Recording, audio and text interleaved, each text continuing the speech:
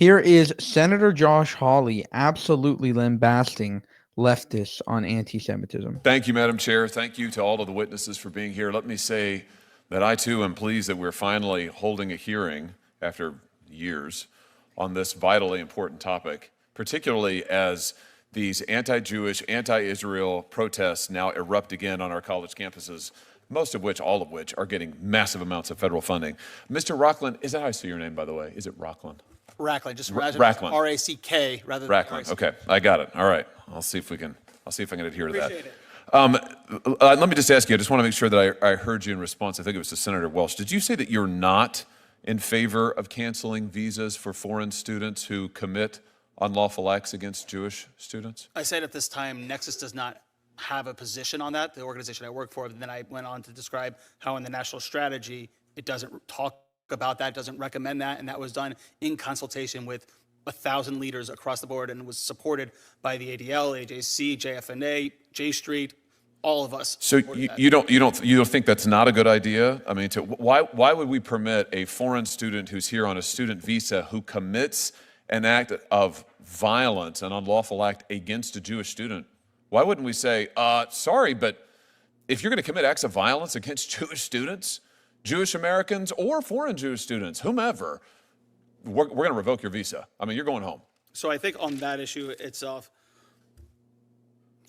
I'm trying to think now. It's not, when you're talking about acts of violence and you're talking about actually breaking U.S. law towards students, that is criminal. That should be done through the Justice Department. When we're talking about deportation, that's immigration. So if there is a criminal investigation that leads to deportation, I think that's perfectly acceptable. Well, I'm talking about student visas. They're here on visas. They're here on particular. Doing that. Well, sure, but why don't we write into the process a condition of the visa that if you assault a Jewish student on campus, you're out of here. You're gone. Watch this guy squirm, how he's like, oh, I have to think of something. They can't think I'm a total Jew hater. They can't think I'm a total Jew hater. If it was written in the statute and if it was broad enough to be not just be for Jews, but for all people that have experienced discrimination, regardless of who they are, I think that we should look at that. But I think until that is in law, what I'm basing this on is what the current statute says and what currently is being done. Well, listen, I guess I don't understand the hesitation here at all. To me, this is an easy call, and I've urged the current Secretary of State, Secretary Rubio, to do this, and I think he's got the authority to do it. My position is it would send an incredibly clear message. If you come to this country on a student visa, you are here as a guest of the United States for particular purposes. If you assault a Jewish student on campus, you ought to be out of here. And we ought to make it clear to people we are not going to tolerate it. We're not going to tolerate it for any reason. Can I just ask you why I have you here, Mr. Reckland? Yeah, I've heard you talk about DEI. I just want to be clear on this. You would agree, wouldn't you, that much of this DEI rhetoric has been weaponized against Jewish students? The DEI dialogue has been weaponized against them. They're called colonizers. They're called imperialists. They're called oppressors. It's the classic intersectionality DEI language. I'll give you some tangible examples. The DEI chair at MIT publicly issued statements calling Israel a genocidal apartheid state. You have the University of Washington's DEI office that sent out an email describing Israel as, once again, an unlawful and oppressive settler colonial apartheid state. The DEI program coordinator at Rutgers said to Jewish students, F you colonizer, F you Zionists. I mean, my point is, isn't it time to speak some truth to power here to these people and to say that Israel is not a colonizer state. It is not an apartheid state. Jewish students are not colonizers, and this kind of rhetoric shouldn't be weaponized against them. You'd agree with that, surely. I would say that it's wrong to blame Jewish students for the actions of the state of Israel in any way, shape, or form. And it's wrong to call the state of Israel a colonial apartheid state. I would say that Israel right now, a number of different human rights organizations talk about them in that sense. Personally, I don't see them I don't see Israel that way. I've been there many times. I have family that live there. I've been to the West Bank. I've enjoyed it. However, there are considerable issues regarding the occupation that need to be addressed, and inadequacies between how Palestinians live in the West Bank versus how Palestinian Israelis live in. My time. Notice he has a bring them home sticker. This guy is probably a Jewish guy. Think about how sad that is. You have a Christian Zionist. I believe that, Senator Josh Hawley is a Christian Zionist who is more pro-Israel than like 90% of lefty Jews. Unfreaking believable. I'm only interrupting you because my time has almost expired, and the chairwoman is being extremely strict on the time. But I just want to make this point because I think we're seeing it over and over and over where you have actual campus apparatus, DEI apparatus on these campuses. These are departments, these are officials, these are professors who are weaponizing that against Jewish students. My question is, shouldn't we condemn that? No holds barred. Say that is wrong for DEI officials to be saying Israeli students are colonizers, Jewish American students are colonizers. Israel's an apartheid state. That is wrong. Full stop. No conditions. Would you agree with that? I would say that a lot of DEI programs need to actually bring into its anti-Semitism training, either going to other organizations, because so much of what is happening within the DEI or just be eliminated. Why don't we just eliminate the DEI programs and eliminate the kind of reverse discrimination against Jews that they are promoting? I appreciate your passion, and we understand. Thank you very much for your participation. I'll also...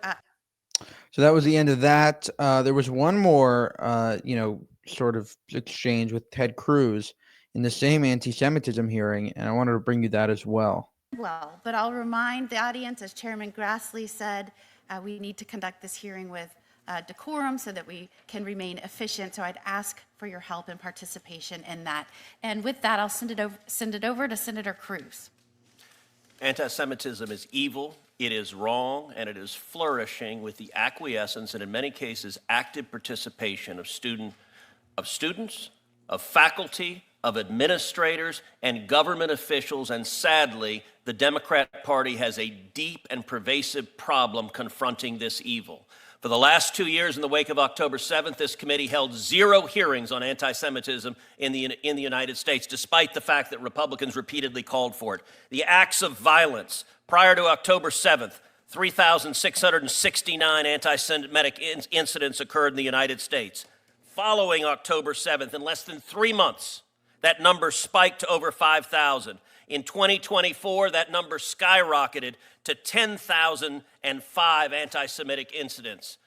This problem is particularly acute on our college campuses. Columbia University was a major epicenter where they encouraged, tolerated, and celebrated this vicious and vile anti-Semitism. Rabbi Eli Buehler emailed every Jewish student on campus and said, quote, "The events of the last few days have made it clear that Columbia University's public safety cannot guarantee Jewish students' safety in the face of extreme anti-Semitism and anarchy. I would strongly recommend you return home." This is the rabbi at the university saying your school will not protect your safety. And Columbia didn't do a damn thing about it. And I'll tell you what, the rabbi wasn't crazy. Here is one picture taken on the campus of Columbia. In the back are Jewish students waving American flags and Israeli flags. In the front is a Columbia student wearing a mask because these cowards are oh so brave they cover their faces, holding a handwritten sign that says Al-Qassam's next targets. Al-Qassam is the military branch of Hamas. Understand what this student is saying. She is calling for the murder of her Jewish classmates. And by the way, this student, the internet being what it is, she's been identified now on the internet. This is not a Palestinian who's subject to oppression. This is a rich blonde girl from Atlanta whose parents are multimillionaire real estate developers, and they got so proud, I'm sending my child to an Ivy League education where she'll be indoctrinated to dress up and advocate Hamas murdering Jewish students because they are Jews. Now, if you agree that is evil and vile, let me ask you something. Where are the Democrats? Not a one is here. And it's because the Democrat Party has decided the pro-Hamas wing of the party is more important than protecting Jewish students in America. And if you don't believe me, maybe you'll believe Chuck Schumer. No, that's the wrong one. No, it's not. Chuck Schumer, texting with Colombia, said the following. On January 4th, then President of Colombia, Shafik, explained to Shipman and her fellow co-chair David Greenwald that she had met with Senate Majority Leader Chuck Schumer, who advised Shafik that universities' political problems about anti-Semitism are really only among Republicans. We, the Democrats, we don't care about this anti-Semitism stuff. Ms. Lewin,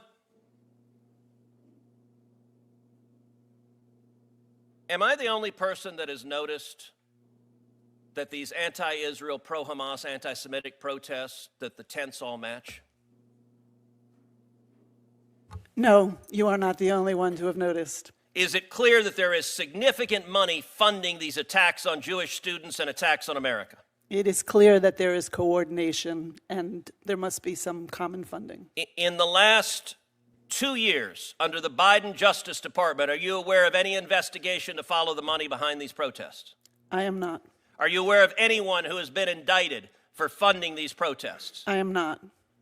Are you aware of any university that has had their Title VI federal funds cut off because they've tolerated, welcomed, celebrated, and as Senator Hawley put out, had their own officials cheering on anti-Semitism, as even one university lost their funding?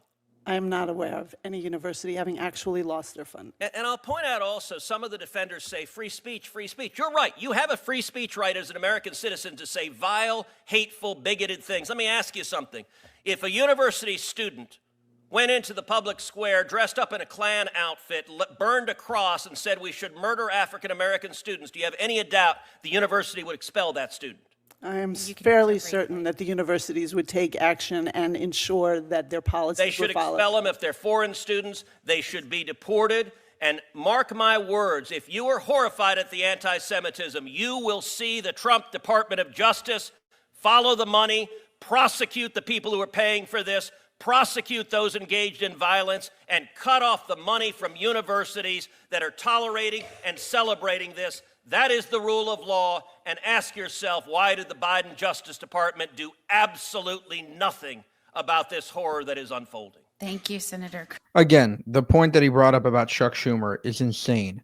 You have leftist Jews that are just completely ignoring the problems that are against their own people. Just incredible. And you see this across the Democratic Party. Almost the anti-Semitism organizations, the organizations that are fighting or supposed to be fighting anti-Semitism, are so useless across the board. They're so, let's protect all hate. Let's broadly condemn Islamophobia and all this other stuff, whilst ignoring the fact that Jews are literally being targeted on campus. And this is happening every single year. This continued this year. And the Republican Party has definitely some strong voices that are behind us. For more, subscribe to the channel. If you want to help us make more of these videos, you can go to buymeacoffee.com/JewishUncensored. Thank you, and have a good one.